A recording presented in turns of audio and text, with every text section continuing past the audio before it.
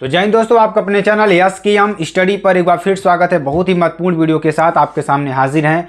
तो आपके लिए बहुत ही इंपॉर्टेंट वीडियो और बहुत ही महत्वपूर्ण वीडियो होने वाली है। तो आप सभी को क्या चाहिए मेरे प्यारे बच्चों, आपको अच्छी तरीके से यहाँ पर हम बताने वाले हैं और समझाने वाले हैं। तो आप सभी को देखिए ध्यान दीजिएगा, बहुत ही इंपॉर्टेंट वीडियो, बहुत ही महत्वपूर्ण वीडियो है। ठीक है, भौतिक विज्ञान की बात करें, किसकी बात करेंगे? भौतिक विज्ञान की बात करेंगे। ठीक है, जो कि आपके लिए बहुत ही इंपॉर्टेंट और बहुत ही महत्वपूर्ण है। तो आप सभी लोग क्या करना है, आपको हमारे साथ जुड़े रहना है, अच्छी तरीके से अपनी तैयारी को बनाए रखना मेरे प्यारे बच्चों। और आपके लिए एकदम बेहतरीन से बेहतरीन वीडियो और बेहतरीन से बेहतरीन मॉडल पेपर को लाएंगे और आपको अच्छी तरीके से समझाने वाले हैं। तो भौतिक विज्ञान की बात करेंगे, समय 3 घंटे 15 मिनट आपको मिलेगा और प्रारंभ के 15 मिनट परीक्षार्थियों को प्रश्न पत्र पढ़ने के लिए निर्धारित है। जो प्रारंभ के 15 मिनट है मेरे प्यारे बच्चों, वो परीक्षार्थियों को प्रश्न पत्र पढ़ने के लिए निर्धारित है। ठीक है, और ध्यान दीजिएगा, सभी प्रश्न आपके लिए अनिवार्य है। ठीक है, इस प्रश्न पत्र में 5 खंड हैं। इसमें कितने खंड हैं आपको देखने को मिलेंगे? इसमें आपको 5 खंड देखने को मिलेंगे। ठीक है, और ध्यान दीजिएगा मेरे प्यारे बच्चों, कौन कौन से खंड होंगे आपके, यानी कि खंड अ, ब, स, द और य। ठीक है, जो कि आपके लिए बेहद इंपॉर्टेंट है, बेहद ही महत्वपूर्ण है। तो आप सभी लोगों को क्या करना चाहिए मेरे प्यारे बच्चों, हमारे साथ जुड़े रहना चाहिए और अच्छी तरीके से अपनी तैयारी को बनाए रखना चाहिए। ठीक है, जो कि आपके लिए बहुत ही इंपॉर्टेंट, बहुत ही महत्वपूर्ण है। ठीक है, तो चलिए यहाँ पर हम आपको अच्छी तरीके से बताते हैं और समझाने का प्रयास करते हैं। ठीक है ना मेरे प्यारे बच्चों, यहाँ पे देखिए, इस प्रश्न पत्र में 5 खंड हैं। कितने खंड हैं? 5 खंड हैं। खंड अ, खंड ब, खंड स, खंड द तथा खंड य। ठीक है, खंड अ क्या है? बहुविकल्पीय है। प्रत्येक प्रश्न 1 अंक के हैं। जो प्रत्येक प्रश्न है मेरे प्यारे बच्चों, कितने अंक के हैं? 1 अंक के हैं।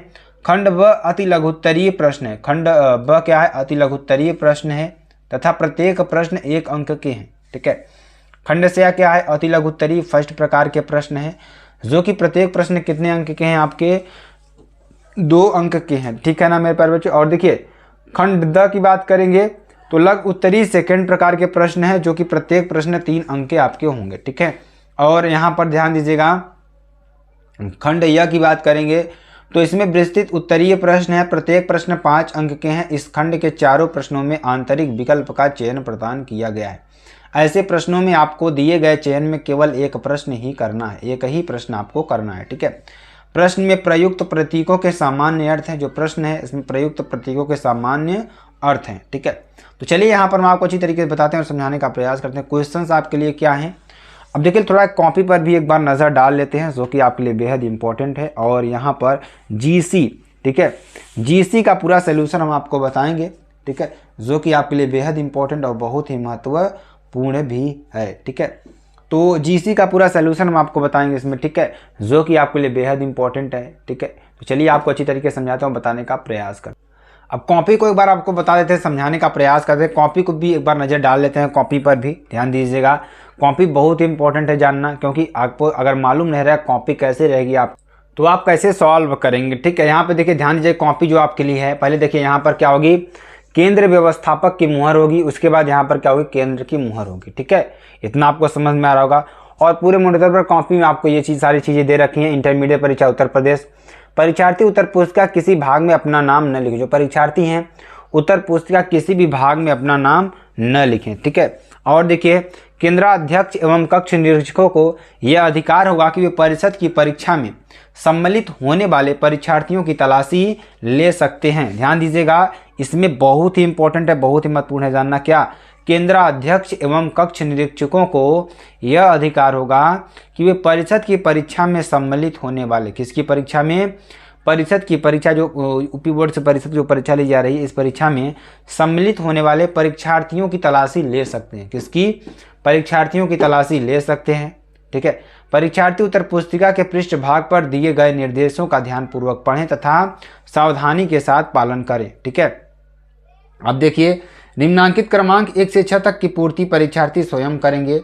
इसकी जो पूर्ति है मेरे प्यारे बच्चों, जो परीक्षार्थी हैं, ठीक है, स्वयं करेंगे। ठीक है, और ध्यान दीजिएगा, इस उत्तर पुस्तिका का प्रयोग, ठीक है, पहले परीक्षार्थी यह भी देख लें, करने से पहले यह भी देख लें कि उस पर वही वर्ष परिच्छिद्रित है जिस वर्ष में वह परीक्षा दे रहा है। ठीक है, ये आपको देख लेना है। और देखिए, सभी परीक्षार्थी सभी प्रविष्टियां शुद्ध एवं स्पष्ट रूप से स्वयं भरें। यहाँ पे आपको कहा परीक्षार्थी का अनुक्रमांक होगा जो कि अंकों में होगा, परीक्षार्थी का अनुक्रमांक जो कि यहाँ पर क्या होगा शब्दों में होगा। ठीक है, ये आपके लिए होगा। यहाँ पे विषय एवं प्रश्न पत्र की बात करेंगे तो विषय आपका क्या होगा भौतिक विज्ञान होगा, प्रश्न पत्र आपका क्या होगा केवल प्रश्न पत्र आपके लिए होगा। ठीक है, और प्रश्न पत्र पर अंक की संकेतांक की बात करेंगे 346 GC, क्या 346 GC। ठीक है, ये देखिए अ नंबर का क्या है मेरे पास, जो आपको कॉपी ज़रूर मिलेगी। यहाँ पर देखिए अ नंबर आपको लिखा हुआ है ना, तो आपको कॉपी ज़रूर मिलेगी, एग्जाम में कॉपी आपको मिलेगी। ठीक है, तो आप अ ब स कोई सी कॉपी ले सकते हैं, उसकी आप टेंशन मत लीजिएगा। ठीक है, परीक्षा का दिन आपको यहाँ पर डाल देना है, जो जिस दिन यहाँ परीक्षा होगी। ठीक है, और परीक्षा की तिथि एवं पाली आपको यहाँ पर डाल देना है, केंद्र का नाम यहाँ पे आपको डाल देना है। ठीक है, ये आपके लिए इंपॉर्टेंट है। चलिए आगे आपको बताते हैं, आगे आपको अच्छी तरीके से समझाने का प्रयास करते हैं। ठीक है, अब देखिए आपको कॉपी लिखना कैसे है वो चीज़ यहाँ पर हम आपको समझाएंगे, और इसमें आपने गलतियाँ क्या नहीं करना है वो चीज़ आपको हम इसमें समझाएंगे। कॉपी दिखाने का मतलब यही है मेरे प्यारे बच्चों, आपको कौन सी गलतियाँ नहीं करनी है। ठीक है, जैसे देखिए आपका ये मॉडल पेपर हो गया, तो 2 बिंदु आवेश केवल परावर्तांक वाले माध्यम में रखे हुए हैं। अब इसमें जो प्रश्न आपके दिए हुए हैं सारे प्रश्न आपको इसमें दे रखे हैं। ठीक है, अब देखिए अब इस मॉडल पेपर को हमें क्या करना है सॉल्व करना है। ठीक है, क्या करना है सॉल्व करना है। तो चलिए हम आपको बताते हैं कैसे सॉल्व करेंगे और कैसे आपको अच्छी तरीके से समझाएंगे। ठीक है, तो ध्यान दीजिएगा मेरे प्यारे बच्चों, यहाँ पर देखिए कैसे सॉल्व करेंगे, ध्यान दीजिएगा। 2 बिंदु आवेश, क्या यहाँ पर ध्यान दीजिएगा, 2 बिंदु आवेश केवल, ठीक है, परावैद्युतांक वाले माध्यम में रखे हैं। किसके, जो 2 बिंदु आवेश केवल हैं वो परावैद्युतांक वाले माध्यम में रखे हैं, उनके मध्य लगने वाला स्थिर वैद्युतिकीय बल, क्या उनके मध्य लगने वाला जो स्थिर वैद्युतिक बल F है, यदि माध्यम का परावैद्युतांक बदलकर K2 हो जाए, क्या हो जाए K2 हो जाए, तब इनके मध्य स्थिर वैद्युतिक बल होगा। इनके मध्य जो स्थिर वैद्युतिक बल होगा वह क्या होगा। ठीक है, तो K1/K2 इंटू F क्या हो जाएगा, K1/K2 इंटू F। ठीक है, आपके लिए हो जाएगा, जो कि बहुत ही इंपॉर्टेंट। इन्होंने देखिए कॉपी में गलती क्या किया है, अब आपको हम इसकी गलती बताएंगे। इस बच्चे ने इस कॉपी में गलती क्या दिया हुआ कराया हुआ है। देखिए कॉपी हम जानबूझ कैसे लिखाते हैं, ताकि हम आपको कॉपी बताते समय ये भी बता सकें कि आपने क्या क्या गलतियां नहीं करना है। ठीक है, ये चीज़ आपको हम यहाँ पर बताने का प्रयास करेंगे। ठीक है, इसने गलती किया है, गलती क्या किया आपके लिए बहुत ही इंपॉर्टेंट है, बहुत ही महत्वपूर्ण है। ठीक है, तो यहाँ पे देखिए क्या है कि 2 बिंदु आवेश, ठीक है, क्या है 2 बिंदु आवेश। ठीक है, देखिए इस बच्चे ने गलती क्या किया हुआ है, बहुत ही इंपॉर्टेंट तरीके से हम आपको समझाएंगे। ठीक है, तो इस बच्चे ने गलती क्या किया हुआ है, यहाँ पर देखिए इन्होंने क्या कर दिया है, क्वेश्चन को लिख ही दिया है, क्वेश्चन को आपको नहीं लिखना है उसमें। ठीक है, क्वेश्चन को नहीं लिखना है, आपको खंड क्या डालना है डालना है, यहाँ पर लिखना है प्रश्नोत्तर नंबर 1 का क का तीसरा आंसर, बस इतना लिखना है। ये पूरा प्रश्न आपको नहीं लिखना है। ठीक है, आपको क्या लिखना है, प्रश्नोत्तर नंबर 1 का क का तीसरा नंबर, बस इतना आपको उत्तर लिख देना है। तो इसमें देखिए क्वेश्चन क्या दे रखा है कि 2 बिंदु आवेश K1 परावैद्युतांक वाले माध्यम में रखे हैं, तो उनके मध्य लगने वाला जो स्थिर वैद्युतिकीय बल F है, यदि माध्यम का परावैद्युतांक बदलकर K2 हो जाए, तब इनके मध्य स्थिर वैद्युतिकीय बल क्या होगा। तो क्या होगा, ध्यान दीजिएगा, K1/K2 इंटू F बराबर क्या हो जाएगा, यहाँ पर आपका लिए आंसर हो जाएगा। ठीक है, अगला देखिए क्या है क्वेश्चन। यदि किसी उत्तल लेंस की लाल व बैंगनी प्रकाश के लिए, किसके लिए, यदि किसी उत्तल लेंस की लाल एवं बैंगनी प्रकाश के लिए फोकस दूरियां क्रमशः FR एवं FV हो, तब FV is less than FR, क्या FV is less than FR। ठीक है, ये आपको हो जाएगा।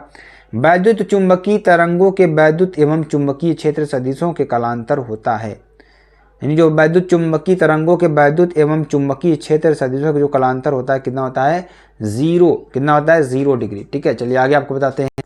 अगला देखिए क्वेश्चन क्या है, किसी धातु के से प्रकाश इलेक्ट्रॉनों के उत्सर्जन हेतु प्रकाश की तरंग दैर्घ्य 2000 एंगस्ट्रॉम है, तो 1000 एंगस्ट्रॉम का विकिरण आपतित होने पर उत्सर्जित प्रकाश इलेक्ट्रॉनों की गतिज ऊर्जा होगी। ठीक है, तो यहाँ पे क्या हो जाएगा 6.2 इलेक्ट्रॉन वोल्ट, कितना 6.2 इलेक्ट्रॉन वोल्ट। ठीक है, आपके लिए हो जाएगा। चलिए अगला क्वेश्चन देखिए, एक लंबाई के तार में, किसमें, एक लंबाई के तार में I एम्पियर की धारा प्रवाहित होती है, कितना I एम्पियर की धारा प्रवाहित है, तो तार B वेबर प्रति मीटर स्क्वायर चुंबकीय क्षेत्र से 30 डिग्री पर झुका है, तो तार पर चुंबकीय क्षेत्र के कारण लगे बल का मान होगा। तो तार है, उस पर जो लगा क्या है, बल है, चुंबकीय क्षेत्र के कारण जो लगने वाला बल है, ठीक है ना मेरे प्यारे, उसका मान क्या होगा, तो IBL/2 क्या हो जाएगा, IBL/2। ठीक है, अगला देखिए 6 वोल्ट विद्युत वाहक बल के 3 सिलों के समांतर क्रम में, किसमें 6 वोल्ट विद्युत वाहक बल के 3 सिलों को समांतर क्रम में जोड़ा गया है, किसमें समांतर क्रम में जोड़ा गया है। तो संयोजन का विद्युत वाहक बल होगा, जो संयोजन है मेरे प्यारे बच्चों, उसका विद्युत वाहक बल क्या होगा, ध्यान दीजिएगा, सिलों के आंतरिक प्रतिरोध नगण्य है। क्या है, सिलों के आंतरिक प्रतिरोध क्या है, नगण्य है। तो यहाँ क्या हो जाएगा 6 वोल्ट, क्या हो जाएगा 6 ही वोल्ट रहेगा। ठीक है, अब देखिए खंड ब की बात करेंगे। तो खंड ब आपको लिखना है और यहाँ पर लिखना है क्या, प्रश्नोत्तर नंबर 2 का क। क्या लिखना है, प्रश्न उत्तर नंबर 2 का क। अब यहाँ पे आपको प्रश्न नहीं लिखना है, डायरेक्ट उत्तर आपको लिखना है। ठीक है, यहाँ पे आपको हमने इसलिए यहाँ पे आप कमी आपको बता रहे हैं, कॉपी में आपको ऐसा नहीं लिखना है। ठीक है, अगला देखिए क्या है, यहाँ पे देखिए गतिशीलता जीव विज्ञान में ऊर्जा का प्रयोग करके, किसका, गतिशीलता जीव विज्ञान में ऊर्जा का प्रयोग करके स्वयं को जगह से जगह हिला पाने की क्षमता को गतिशीलता कहते हैं। क्या कहते हैं, गतिशीलता कहते हैं। मतलब गतिशीलता जीव विज्ञान में ऊर्जा का प्रयोग करके स्वयं को जगह से जगह हिला पाने की क्षमता को गतिशीलता कहते हैं। ज़्यादातर जानवर गतिशील होते हैं, क्या होते हैं, गतिशील होते हैं। हालांकि यह शब्द एक कोशिकीय और सरल बहुकोशिकीय जीवों के लिए भी प्रयोग होता है।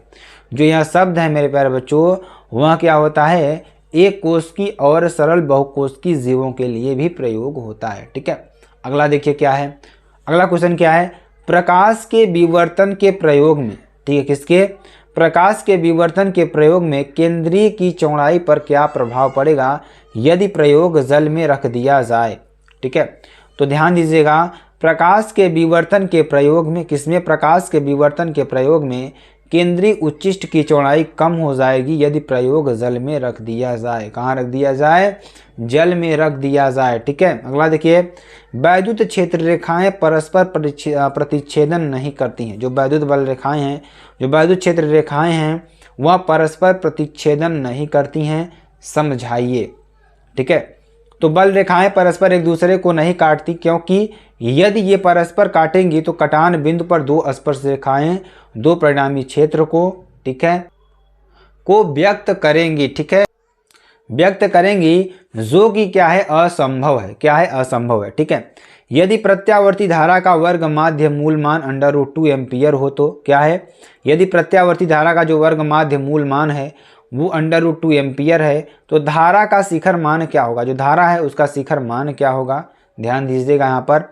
तो प्रश्नानुसार क्या हो जाएगा, I0 बराबर क्या हो जाएगा, यहाँ पर देखिए बहुत एम्पियर है, बहुत ही महत्वपूर्ण है, तो आपको इसको अच्छी तरीके से लिख लेना है। ठीक है, तो यहाँ पर देखिए बहुत ही इंपॉर्टेंट है, बहुत ही महत्वपूर्ण है। ठीक है, आपके लिए अगला क्वेश्चन देखिए क्या है, समस्थानिक एवं संभारिक नाभिकों में अंतर समझाइए। किसमें, किसमें, समस्थानिक एवं संभारिक नाभिकों में अंतर समझाइए। ठीक है, तो समस्थानिक के परमाणु क्रमांक समान होते हैं, जो समस्थानिक होते हैं मेरे बच्चों, इनके परमाणु क्रमांक जो होते हैं समान होते हैं, और द्रव्यमान संख्या क्या होते हैं, अलग अलग होते हैं। क्या होते हैं, अलग अलग होते हैं। जबकि संभारिक में इनके बिल्कुल उल्टा होता है। संभारिक में क्या होता है, इसके बिल्कुल उल्टा। तो आप सभी को बताइए उल्टा क्या है, इसमें क्या होगा, परमाणु क्रमांक अलग होंगे और द्रव्यमान संख्या क्या होगी, समान होगी। ध्यान दीजिएगा, बहुत ही इंपॉर्टेंट, बहुत ही महत्वपूर्ण क्वेश्चन। ठीक है, अगला क्वेश्चन देखिए क्या है कि किसी मकान में 200 वोल्ट के मेंस से 60 वाट के 200 बल्ब समांतर क्रम में जोड़े गए हैं। कितने बल्ब, 200 बल्ब समांतर क्रम में जोड़े गए हैं। तो प्रतिदिन 24 घंटे ऊर्जा व्यय हुई तो विद्युत ऊर्जा की गणना करना। तो आप सभी को इसका गणना जरूर कर लेना है, जो कि बहुत ही इंपॉर्टेंट है, बहुत ही महत्वपूर्ण है। ठीक है, अगला क्वेश्चन देखिए आपके लिए क्या है, खंड स की बात करेंगे, जो कि आपके लिए बेहद इंपॉर्टेंट और बहुत महत्वपूर्ण है। ठीक है, तो खंड से आपको डालना है और यहाँ पे लिखना है प्रश्नोत्तर नंबर 3 का क, और इस प्रश्न को नहीं लिखना आपको, इसका बताने के लिए हमने यहाँ पर लिखा हुआ है। ठीक है, तो ये चीज़ आपको ध्यान देना होगा। और यहाँ पर देखिए अब क्या हो जाएगा, अवक्षय परत की चौड़ाई घट जाती है। क्या होती है यहाँ पर, अवक्षय परत की चौड़ाई घट जाती है विभव प्राचीर कम हो जाता है तथा अग्र अभिनति का मान पर्याप्त होने पर यह निरस्त हो जाता है। क्या हो जाता है? अवक्षय पद की चौड़ाई घट जाती है, विभव प्राचीर कम हो जाता है तथा अग्र अभिनत का मान पर्याप्त होने पर यह निरस्त हो जाता है। ठीक है, ये आपके लिए हो जाएगा। अगला देखिए क्या है, 3 के ख की बात करेंगे तो प्रकाश वैद्युत प्रभाव के नियम। किसके? प्रकाश वैद्युत प्रभाव के नियम। ठीक है, तो वैज्ञानिक लेनार्ड तथा मिलिकन ने प्रकाश वैद्युत प्रभाव के संबंध में किए गए प्रयोगों से प्राप्त प्रेक्षणों के आधार पर, ठीक है, तो वैज्ञानिक लेनार्ड तथा मिलिकन ने प्रकाश वैद्युत प्रभाव के संबंध में किए गए प्रयोगों के से प्राप्त प्रेक्षणों के आधार पर कुछ नियम दिए जो प्रकाश वैद्युत प्रभाव के नियम कहलाते हैं। क्या कहलाते हैं? प्रकाश वैद्युत प्रभाव के नियम कहलाते हैं। तो प्रकाश वैद्युत प्रभाव के नियम निम्नलिखित हैं। तो कौन कौन से नियम है ध्यान दीजिएगा, यहाँ पर आपको अच्छी तरीके से बताएंगे। तो देखिए ध्यान दीजिएगा क्या है, किसी धातु की सतह से, किसके? किसी धातु की सतह से प्रकाश इलेक्ट्रॉनों के उत्सर्जन की दर, किसके? प्रकाश इलेक्ट्रॉनों के उत्सर्जन की दर धातु की सतह पर गिरने वाले प्रकाश की तीव्रता के अनुक्रमानुपाती होती है। क्या होती है? जो उत्सर्जन की दर होती है धातु की सतह पर, किस पर? धातु की सतह पर गिरने वाले प्रकाश की तीव्रता की क्या होती है? अनुक्रमानुपाती होती है। ठीक है, आपके लिए हो जाएगा। अगला देखिए, उत्सर्जित प्रकाश इलेक्ट्रॉनों की अधिकतम गतिज ऊर्जा प्रकाश की तीव्रता पर निर्भर नहीं करती है। क्या नहीं करती है? जो उत्सर्जित प्रकाश की, यहाँ पे देखिए ध्यान दीजिएगा, बहुत ही इंपॉर्टेंट है, बहुत ही महत्वपूर्ण है। ठीक है, उत्सर्जित जो प्रकाश है इलेक्ट्रॉनों की अधिकतम गतिज ऊर्जा प्रकाश की तीव्रता पर निर्भर नहीं करती है। ठीक है, आगे देखिए क्या है, देखिए ध्यान दीजिएगा, यदि आपतित प्रकाश की आवृत्ति, जो आपतित प्रकाश है इसकी आवृत्ति एक न्यूनतम मान से कम है, किसके? एक न्यूनतम मान से कम है, तो धातु से कोई भी प्रकाश इलेक्ट्रॉन नहीं निकलता। किससे? धातु से कोई प्रकाश इलेक्ट्रॉन नहीं निकलता। यह अधिक न्यूनतम आवृत्ति, देहली आवृत्ति भिन्न भिन्न धातुओं के लिए भिन्न भिन्न होती है। ठीक है, अगला देखिए, प्रकाश के धातु की सतह पर गिरते ही, जो प्रकाश है प्रकाश के धातु की सतह पर गिरते ही इलेक्ट्रॉन उत्सर्जित होने लगते हैं। अगर हम प्रकाश के धातु की सतह पर, अगर हम जो प्रकाश के धातु की सतह पर, यानी जो धातु की सतह है उस पर प्रकाश जब गिरता है तो क्या होता है? इलेक्ट्रॉन उत्सर्जित होने लगते हैं। अर्थात प्रकाश के सतह पर गिरने तथा इलेक्ट्रॉन के सतह से बाहर निकलने के बीच कोई समय पश्चाता नहीं होती। ठीक है, चाहे प्रकाश की तीव्रता कितनी भी क्यों ना हो। ठीक है, ये आपके लिए। अगला क्वेश्चन देखिए जो आपके लिए वेरी वेरी मोस्ट इंपॉर्टेंट, बहुत ही महत्वपूर्ण क्वेश्चन है आपके लिए। ठीक है ना मेरे प्यारे बच्चों, क्वेश्चन क्या है ध्यान दीजिएगा कि किसी परमाणु में इलेक्ट्रॉन, ध्यान दीजिएगा, मान लीजिए कोई हमारा क्या है परमाणु, तो परमाणु में जो इलेक्ट्रॉन है 0.7 एंगस्ट्रॉम त्रिज्या की कक्षा में, किसमें? 0.7 एंगस्ट्रॉम त्रिज्या की कक्षा में 6.6 × 10⁴ मीटर प्रति सेकंड की चाल से गति कर रहा है। ठीक है, तथा कक्षा में तुल्य धारा ज्ञात कीजिए। कक्षा में क्या ज्ञात करना है? तुल्य धारा आपको निकालनी है। ठीक है, तो I = क्या हो जाएगा? Q/T या Q × F। क्या हो जाएगा? I = Q/T बराबर Q × F। तो यहाँ से क्या हो जाएगा? F = 6.6 × 10⁴ अपान 2 × 3.14 × 0.7 × 10⁻10। ठीक है, आपके लिए हो जाएगा, जो कि बहुत ही इंपॉर्टेंट और बहुत ही महत्वपूर्ण क्वेश्चन है। यहाँ से आपका मान कितना आ जाएगा? 1.5 × 10⁻14 चक्कर प्रति सेकंड। या I = क्या हो जाएगा? Q × F। तो यहाँ से क्या हो जाएगा? 1.6 × 10⁻19 × 1.5 × 10⁻14। I = क्या हो जाएगा? 1.6 × 1.5 × 10⁻5। ठीक है, ये आपके लिए हो जाएगा। अगला क्वेश्चन देखिए क्या है, जो कि आपके लिए बेहद इंपॉर्टेंट है, बेहद ही महत्वपूर्ण है। क्या है? वैद्युत चुंबकीय तरंगों के किन्हीं 2 गुणों का उल्लेख कीजिए। किसका? वैद्युत चुंबकीय तरंगों के किन्हीं 2 गुणों का उल्लेख कीजिए। ठीक है, 25 मेगाहर्ट्ज की विद्युत चुंबकीय तरंगों, किसकी? 125 मेगाहर्ट्ज, कितना? देखिए 25 मेगाहर्ट्ज की विद्युत चुंबकीय तरंगों x दिशा में संचरित हो रही हैं। किसमें? कौन सी दिशा में? x दिशा में संचरित हो रही हैं। तो किसी बिंदु पर वैद्युत क्षेत्र सदिश वेक्टर E = 6.3 I वोल्ट प्रति मीटर है। तो इस बिंदु पर चुंबकीय क्षेत्र सदिश वेक्टर V का मान ज्ञात कीजिए। ठीक है, चलिए हम आपको अच्छी तरीके से बताते हैं। ये आपके लिए देखिए हो जाएगा जो आपको आंसर, आपको इसका स्क्रीनशॉट कर लेना है। ठीक है, क्या दे रखा है, विद्युत चुंबकीय तरंगों के किन्हीं दो गुण कौन कौन से हैं। विद्युत चुंबकीय तरंगे विद्युत ऊर्जा तथा चुंबकीय क्षेत्रों में विभाजित हो जाती है। विद्युत चुंबकीय तरंगे प्रकाश की भांति परावर्तित तथा अपवर्तित होती हैं। यह बराबर क्या हो जाएगा, यहाँ पर 25 मेगाहर्ट्ज, ई बराबर 6.3 जूल, सी बराबर ई अपान बी बराबर भी ई अपान सी बराबर क्या हो जाएगा 63/3 × 10⁸ टेस्ला। यहाँ से बी बराबर क्या हो जाएगा 21 × 10⁻⁻8 टेस्ला। ठीक है, आपके लिए हो जाएगा। अगला क्वेश्चन देखिए, खंड द की बात करेंगे। ठीक है, क्वेश्चन क्या है कि किसी अवतल गोलीय पृष्ठ के अपवर्तन का सूत्र निगमित कीजिए। ये आपको पूरा अच्छी तरीके से स्क्रीनशॉट कर लेना, आपको अच्छी तरीके से लिख लेना है। ठीक है, ये अगला पेज आपका ये होगा। ठीक है, इसको भी आप अच्छी तरीके से कर लीजिए, जो कि आपके लिए बेहद इंपॉर्टेंट, बेहद ही महत्वपूर्ण है। ठीक है, चलिए आगे आपको बताते हैं, इसको भी आपको कर लेना है। ठीक है, इसको भी आपको स्क्रीनशॉट कर लेना, अच्छी तरीके से पूरा कर लेना है। ठीक है, चलिए आगे देखिए, ये भी आपको कर लेना है, जो कि आपके लिए बेहद इंपॉर्टेंट है, बेहद ही महत्वपूर्ण है। ठीक है, क्या हो जाएगा, किसी चालक की वैद्युत धारिता से क्या अभिप्राय है। किससे, किसी चालक की वैद्युत धारिता से क्या अभिप्राय है। दिए गए चित्र में ए एवं बी के मध्य तुल्य धारिता 2 माइक्रोफैरड है, तो संधारित्र सी की धारिता ज्ञात कीजिए। ठीक है, तो C1 व C2 समांतर क्रम में है, C1 और C2 किस में है, समांतर क्रम में है। तब तुल्य धारिता क्या हो जाएगी, C बराबर 2 + 2 बराबर 4 माइक्रोफैरड, क्या 4 माइक्रोफैरड। या अब C4 व C श्रेणी क्रम में है, किस में है, श्रेणी क्रम में है। तब तुल्य धारिता क्या हो जाएगी 1/C डबल डैश बराबर क्या हो जाएगा 1/4 + 1/4 बराबर 1/2। तो यहाँ क्या जाएगा C डैश बराबर क्या हो जाएगा 2 माइक्रोफैरड। ठीक है, चलिए अगला देखिए, आगे आपको समझाते हैं और आपको समझाने का प्रयास करते हैं। आप देखिए, ये भी आपको अच्छी तरीके से कर लेना है। अब देखिए C3 व C डबल डैश क्या हो जाएगा समांतर क्रम में हैं।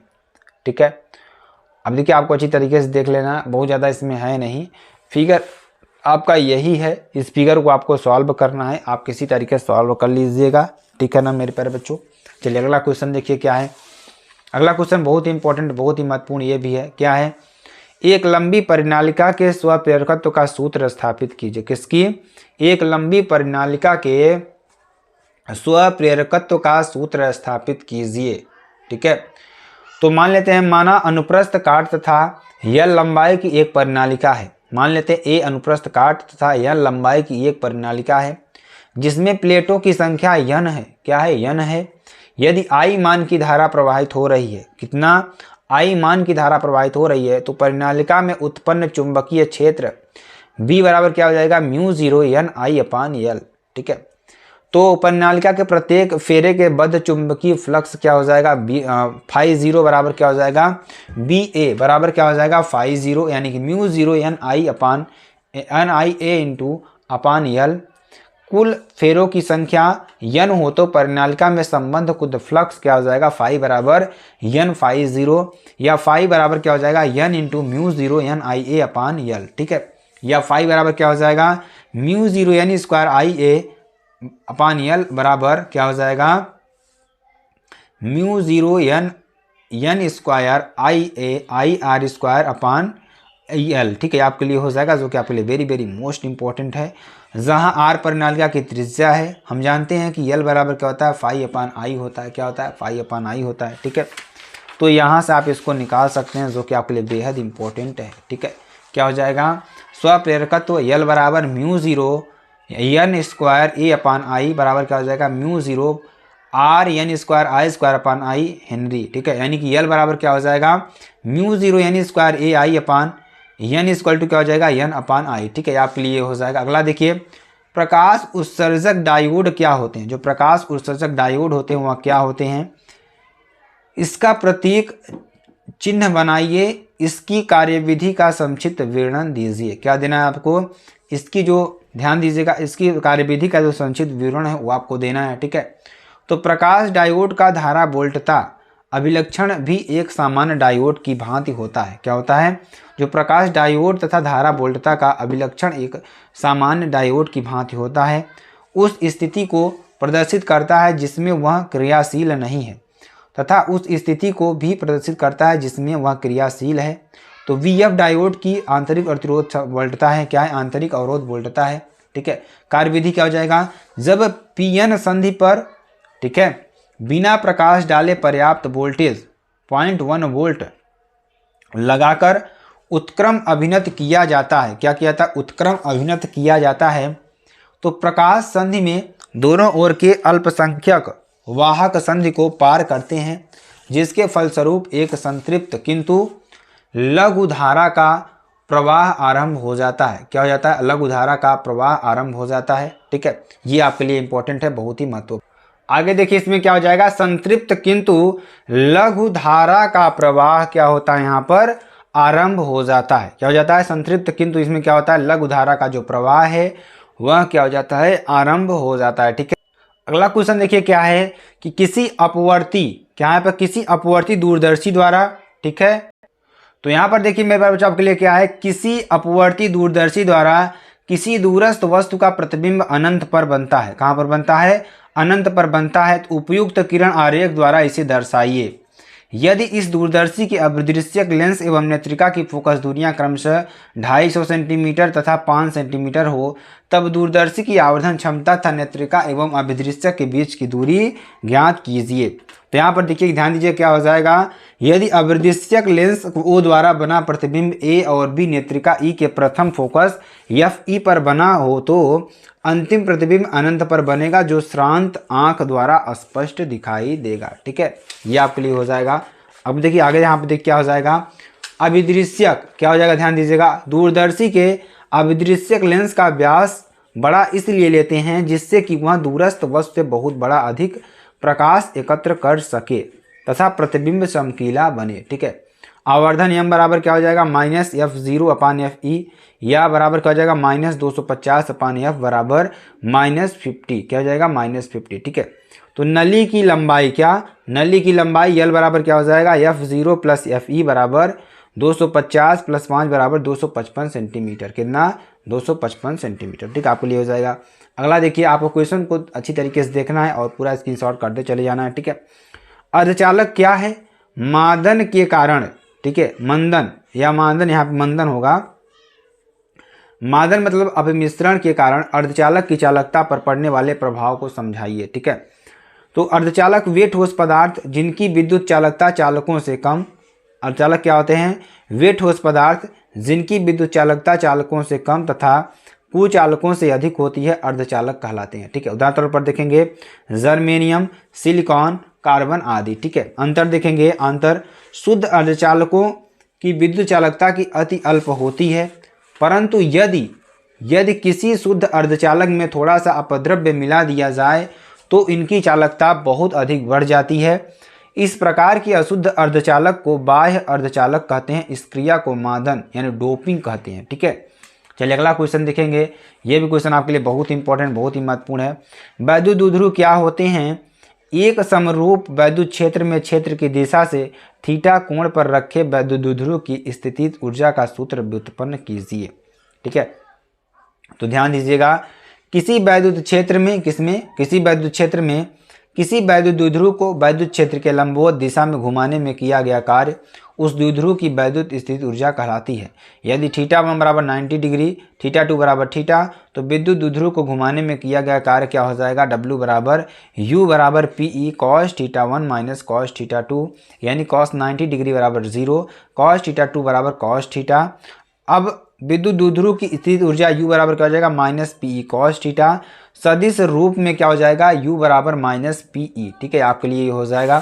अगला देखिए, यहाँ पर देखिए ये क्वेश्चन है, बहुत ही इंपॉर्टेंट क्वेश्चन है, बहुत ही महत्वपूर्ण क्वेश्चन है, इसको अच्छी तरीके से आप लोग लिख लीजिएगा। ठीक है, यदि यंग-ज़िर्री प्रयोग में 0 क्रम एवं 10वां क्रम की दीप्त फ्रिंजें किसी संदर्भ बिंदु से क्रमशः 11.5 mm एवं 14.5 mm की दूरी पर प्राप्त होती है, तो प्रयुक्त प्रकाश की तरंगदैर्घ्य 6000 एंगस्ट्रॉम है। यदि प्रकाश की तरंगदैर्घ्य 5000 एंगस्ट्रॉम हो जाए, तब उसी समायोजन हेतु 0 क्रम एवं 10वीं दीप्त फ्रिंजों की स्थिति ज्ञात कीजिए। ठीक है, तो यहाँ क्या हो जाएगा, दीप्त फ्रिंज की चौड़ाई W बराबर क्या हो जाएगा, 14.5 माइनस यहाँ पर 11.5 50। ठीक है, आपके लिए हो जाएगा 50 हो जाएगा। ठीक है, या 11.50 अपान 10 बराबर 0.3 mm। ठीक है, W बराबर D lambda upon D, capital D upon small D बराबर W अपान लैम्डा।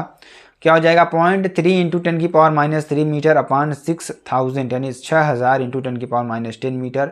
और यहाँ पर पूरा आप लिखेंगे, इसका आंसर आप इस तरीके से निकाल सकते हैं। ठीक है, अगला क्वेश्चन देखिए, दिए गए परिपथ में परिणामी वोल्टता एवं धारा में कलांतर ज्ञात कीजिए। ये आपको करना है। ठीक है, उसके बाद ये आपको अच्छी तरीके से कर लेना है। उसका बाद अगला क्वेश्चन देखिए, मीटर सेतु किस सिद्धांत पर कार्य करता है? अज्ञात प्रतिरोध ज्ञात करने के लिए मीटर सेतु का परिपथ आरेख निम्नवत है, सेतु संतुलन की अवस्था में है तो x का मान ज्ञात कीजिए। ठीक है, ये भी आप कर लेना है, इसको भी अच्छी तरीके से आपको कर लेना है। ठीक है, इसके बाद देखिए यहाँ पर आपको है तो ये भी आपके लिए वेरी वेरी मोस्ट इंपॉर्टेंट है। अगला क्वेश्चन देखिए क्या है, हाइड्रोजन परमाणु की यवनिवी कक्षा में इलेक्ट्रॉन की ऊर्जा En -13.6 अपान n स्क्वायर eV है। तो हाइड्रोजन परमाणु हेतु ऊर्जा स्तर आरेख बनाकर बामर एवं लाइमन श्रेणी के वर्ण रेखाओं के लिए संक्रमण दर्शाइए। दोनों श्रेणी के प्रथम वर्ण रेखाओं की ऊर्जा इलेक्ट्रॉन वोल्ट में दर्शाइए, हाइड्रोजन की आयनन ऊर्जा भी प्राप्त कीजिए। ठीक है, ये आपके लिए हो जाएगा क्वेश्चन जो कि बहुत इंपॉर्टेंट है। अगला क्वेश्चन देखिए, द्रव्य तरंगे क्या हैं? द्रे ब्रोगली तरंग दैर्ध्य का सूत्र लिखिए। सिद्ध कीजिए कि विद्युत चुंबकीय विकिरण हेतु तरंग दैर्ध्य संगत फोटान के द्रे ब्रोगली तरंग दैर्ध्य के बराबर होती है। ठीक है, ये आपको कर देना है। ठीक है, बहुत ही इंपॉर्टेंट है, बहुत ही महत्वपूर्ण है। अथवा देखिए यहाँ पर फोटान की तरंग दैर्ध्य कितना होगी, लैम्डा बराबर h अपान p, या यहाँ पर आपके लिए हो जाएगा। ठीक है, हाइगेंस के द्वितीयक तनिकाओं के सिद्धांत की व्याख्या कीजिए। इसके आधार पर प्रकाश अपवर्तन के नियमों को प्रतिपादित कीजिए। ये भी क्वेश्चन आपको स्क्रीनशॉट कर लेना है। ठीक है, अच्छी तरीके से। चलिए अगला देखिए, ये भी क्वेश्चन है, आपको अच्छी तरीके से कर लेना ये वाला पेज। ठीक है, इसमें क्या है, वैद्युत फ्लक्स को परिभाषित कीजिए। सिद्ध कीजिए कि किसी बंद पृष्ठ से निर्गत संपूर्ण वैद्युत फ्लक्स फाई सतह द्वारा आबद्ध संपूर्ण आवेश Q का 1/ε गुना होता है। वैद्युत क्षेत्र के वेक्टर E इतना है, वोल्ट प्रति मीटर में स्थित क्षेत्रफल वेक्टर A बराबर 4j कैप मीटर से गुजरने वाले संपूर्ण वैद्युत फ्लक्स का मान ज्ञात कीजिए। ठीक है, ये आपके लिए हो जाएगा, ये आपके लिए पूरा क्वेश्चन हो जाएगा जो कि आपके लिए वेरी वेरी मोस्ट इंपॉर्टेंट है मेरे प्यारे बच्चों। ठीक है, इसको भी आपको अच्छी तरीके से स्क्रीनशॉट कर लेना है। ठीक है, और इसको भी आपको अच्छी तरीके से कर लेना है। ठीक है, उसके बाद देखिए ध्यान दीजिएगा मेरे प्यारे बच्चों, आपको देखिए ये बहुत ही इंपॉर्टेंट क्वेश्चन हैं। अगर आपको देखिए वीडियो पसंद आती है तो आप चैनल को लाइक शेयर कमेंट सब्सक्राइब जरूर कर सकते हैं। फिर मिलते हैं नेक्स्ट वीडियो में नए टॉपिक के साथ, तब तक के लिए जय हिंद जय भारत।